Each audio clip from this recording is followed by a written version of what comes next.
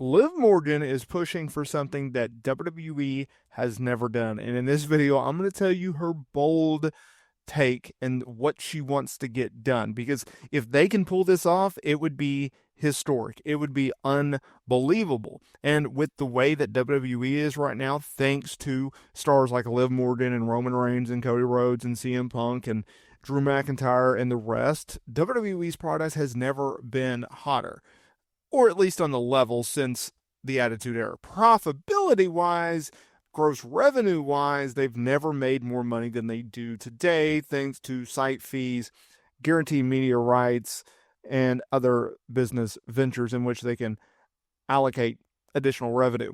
Liv Morgan has been a key part of that because in 2024 she has cemented her name, her status as one of the best to do it right now in not only WWE, but in all of pro wrestling. She has been able to take her character in a new direction. It's a much better direction. Her being a heel has been outstanding for her career as well as the WWE product. She's been able to sharpen her skills both in the ring, from a moveset standpoint, from a ring psychology standpoint, as well as her promos. Obviously, charisma has always been there. You've always seen that there's something with Liv Morgan. I just can't put my finger on it, or if they could just get the character right, then I think Liv Morgan could be someone. Well, she's done so, and she's done so because of the help of feuds with the likes of Becky Lynch, in which she won the Women's World Championship from, or Rhea Ripley, in which this really all started of her just rise in WWE as a top star. And make no mistake about it, she is a top star. And so when you're a top star, you make various media interview rounds, and you're promoting the brand, and you're promoting matches, and you're promoting upcoming shows. Well, there's no bigger show in WWE and in pro wrestling in general than WrestleMania. Now, WrestleMania is going to Las Vegas in 2025 for WrestleMania 41. It's going to be a big event, right? They were just in Philly for this year's WrestleMania 40, but people are always looking ahead. And WWE is heading in a very interesting direction because we've seen them hold PLEs in the middle of the afternoon, whether it be in Saudi Arabia twice a year at 1 o'clock, or Berlin, or London, or Australia. Like, we've seen them be able to change their PLE schedules. It doesn't have to necessarily be 7 o'clock, on a Sunday or Saturday night. They can move things around. Now, we know going into 2025 with Monday Night Raw going to Netflix, when they're over in the UK, or if they're over in Saudi Arabia, or if they're over in an international country in which has a different time difference, well, they're just going to air it live. And I love that instead of having a multi-hour tape delay. This is what Liv Morgan has pushed for. The idea of WWE holding a WrestleMania in the UK has been floated around for years. Now, they recently went to London. They held Money in the Bank, and that, in fact, John Cena announced his retirement. And so if you look at it like that, WWE holding PLEs in London, the idea of a WrestleMania in London, is very intriguing. I like it, don't you? Well, Liv Morgan does as well, and she's pushed on it because while speaking with the Metro, she talked about how she thinks WrestleMania in London would be huge.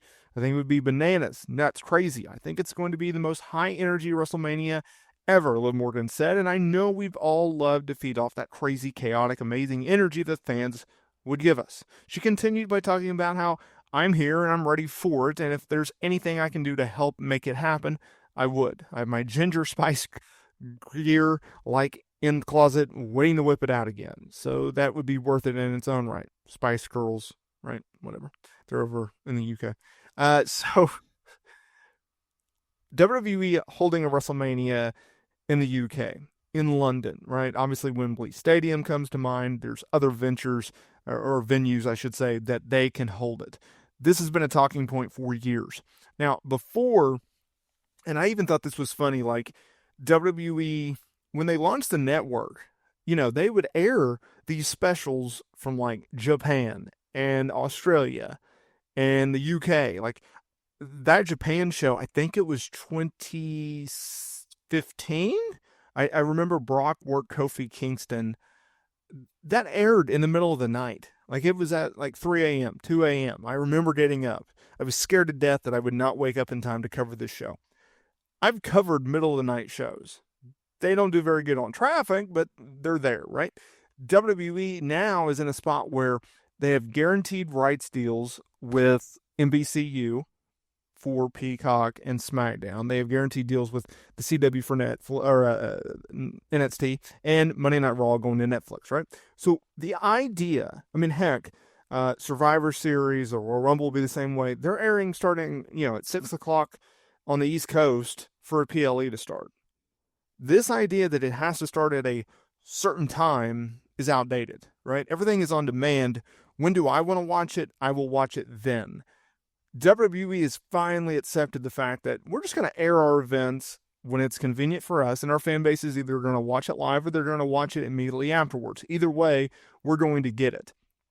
So for years and years and years, the idea of holding a WrestleMania in the UK was somehow mind-boggling, because you have to ship out the set over there. You have to worry about, okay, is it going to have enough buzz over there? You always had to worry about, the whole SummerSlam 1992 thing where it had to air on a tape delay and spoilers. And do you want spoilers out for your biggest event of the year? Well, that went out the window because WWE aired a tape WrestleMania over the course of 2 nights during the pandemic with WrestleMania 36. Like, that's not an excuse anymore, right? Now, I understand it was a close set, yada, yada, yada.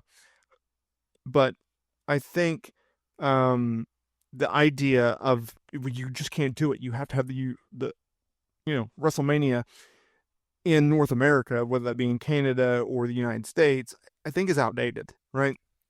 The truth of the matter is this. Technology has changed, where you don't have to send your local newspaper guy to the event to cover it. You don't. As someone who's covered wrestling for years, over a decade now, and having the opportunity to attend a WrestleMania in person, I've had the opportunity. I turned down the opportunities. And it just comes down to there's so much news for someone who covers it throughout the week and during the night. It's not feasible for me to be in a hotel room and trying to go and get these interviews and such, because they just set it up and you can do Zooms and you can do conference calls and you can do transcriptions. You don't necessarily need to be there anymore, in my opinion.